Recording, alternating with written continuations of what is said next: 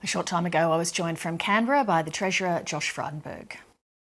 Treasurer, thanks for your time. Nice to be with you. Has the Treasury Department given you an estimate of how much this summer's bushfires will wipe off gross domestic product? They believe it's about 0.2% of GDP, which is not an insignificant amount, about the same as the drought is going to impact the bottom line. But as you know, the bushfires are still burning. Full damage assessments are not yet completed, and we've announced a $2 billion National Bushfire Recovery Fund to ensure that people get the assistance they need. So you've also got the effect of the coronavirus on top of those things. Is it time to say to the Australian people, there's no budget surplus this year? Well, our message has been consistent to the Australian people. Our primary focus is on them and delivering them the support that they need and taking the necessary actions That's not to exactly keep the economy answering my strong. question. Well, I think it is, because what our focus is on is not necessarily delivering the surplus, but delivering the support that people need. These events are outside of our control. The virus, the floods, the fires, the trade tensions between the United States and China. What we do know, though, Lee, is that the Australian economy is remarkably resilient. We saw in the most recent jobs data unemployment fall to 5.1%. It was 5.7% when we came to government, which means that the economy continues to grow, continues to be strong, and that is something that the Reserve Bank Governor underlined in a speech to the Press Club earlier this week. The economy is not strong at all. When you look, say, for example, at the key indicators in MyEFO, a lot of the big major ones were pretty flat.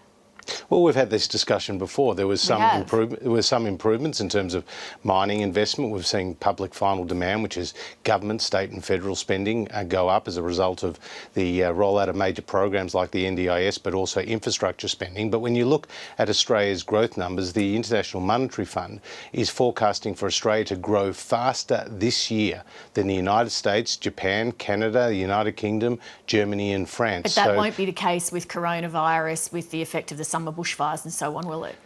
Well, the fires and the drought are definitely hitting the budget bottom line. As to the definite impact and the numbers around the coronavirus, it is too early to tell. What we have put in place is travel restrictions. That's going to hurt the tourism industry. It's going to hurt the students, foreign students coming to Australia. We have over 200,000 Chinese students coming to Australia. It's a single source of foreign students to this country. We have 1.4 million Chinese tourists coming to this country, the single greatest source of tourists to this country. And of course, China is our number one trading partner, the beneficiaries or the recipients of about a third of our trade. So it will impact the Australian economy, but we've taken precautionary measures to protect all Australians. The Governor of the Reserve Bank, Philip Lowe, said this week that from an economic perspective, whether or not the government has a small budget surplus is not really that important. Do you agree? Well, what we've been consistent about is living within our means, and it's not I asked you if you agree with what the Governor of the Reserve Bank said. Well, I agree that we need to live within our means. Like I said, delivering a budget surplus is not our primary focus. Delivering the support to the people who need it most, and that's the people who have suffered through the bushfires, is our focus. So then am I to read into that you agree that whether or not you have a small budget surplus is not that important economically? Well, it's not as important as delivering the services and the support to people who need it most. What is important economically is to have discipline around economic management. When we came to government around 6 years ago, we inherited a budget deficit which was around 3% of GDP, $48.5 billion. We've now delivered the first balanced budget in 11 years and the biggest tax cut in more than 20 years, which means that we've now got the financial flexibility to spend on those areas that need it most, like the Bushfire Recovery Fund, without increasing taxes. Why do you say that you have delivered a balanced budget when you have not yet delivered a balanced budget, when the budget is still in deficit? Because that's the economic term when the budget is either in surplus or deficit by less than $1 billion. Well, it's not. You're promising a surplus of $5 billion next year. That's still a forecast, so therefore it's technically incorrect to say that you have delivered a balanced budget and tick off on that.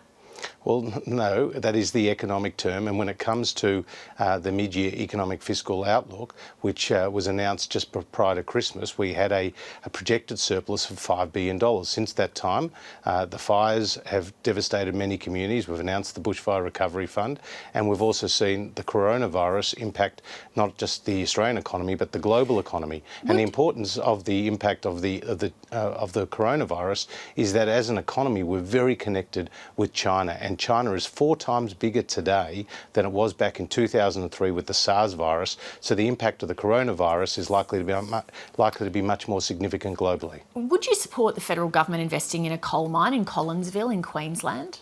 Well, I'm technology neutral when it comes to reducing emissions and delivering more affordable, reliable power. We haven't made any decisions around that particular coal-fired power station that you mentioned. What we did do is undertake a study which looked into providing energy to major industrial customers who are big job creators. Well, at a time when mining businesses like Rio Tinto and South 32 are getting out of coal, fund managers like BlackRock are divesting from it, other conservative governments around the world like Britain's are moving away from it, why would the Australian government even bother with a study? Well, we've actually seen 10 coal-fired power stations close in as many years across Australia. And so why would you invest in one then? Well, we haven't made any decisions in that regard. What we've said is we would undertake a review, which we have, and the government is considering that. But what we do know is that industrial customers are responsible for about 2/3 of the overall energy use, and households are about 1/3. And we do have some industries like aluminium, like steel, and other industries which are heavily dependent on energy, and we need affordable, reliable energy, and that's what we'll do. But in terms of the energy system itself, there's been a wonderful transition to a lower carbon future, and particularly the uptake of renewables. And what is missing in the market right now is enough backup and storage so that when the wind's not blowing and the sun's not shining, there is backup power. One last question. I've asked other ministers on the program this question this week, and so now I'm asking you, as an individual, as Josh Frydenberg, the elected member for Kooyong, do you think it is the right thing to allocate government grants based on a colour-coded spreadsheet showing which seats various organisations land in? Well, I accept that things need to change, and that the Auditors General's report was a serious report which made a series of recommendations. Is that how you do it in your office? Well, I don't make grants, and wasn't the decision maker in this case. But I just want to get a sense of the ethics of it. Do you think, Josh Frydenberg, was it the right thing to do? Is it the right way to behave as a politician? Well, what is important out of that report is it said that the the finance department's rules and guidelines need to apply. They didn't apply because you had a corporate Commonwealth entity, and namely Sports Australia, and you had the decision maker being the minister. I'm not asking about the report, because if we have to rely on our elected officials always going by, what reports say and so forth, that's not the ideal situation. We want to know that you as an individual person have a sense of what's right or wrong, and I'm asking you as an individual, do you think that's right or wrong? And I think what is right is that we fund eligible projects, community-based projects, and those projects that receive that money were good projects. Josh Frydenberg, thanks for your time this evening. Thank you. Hi, I'm Lee Sales. Thanks for watching this story. If you'd like to watch more of 730's stories, they are on the left of your screen. And tap on the button below to subscribe and get the latest from ABC News.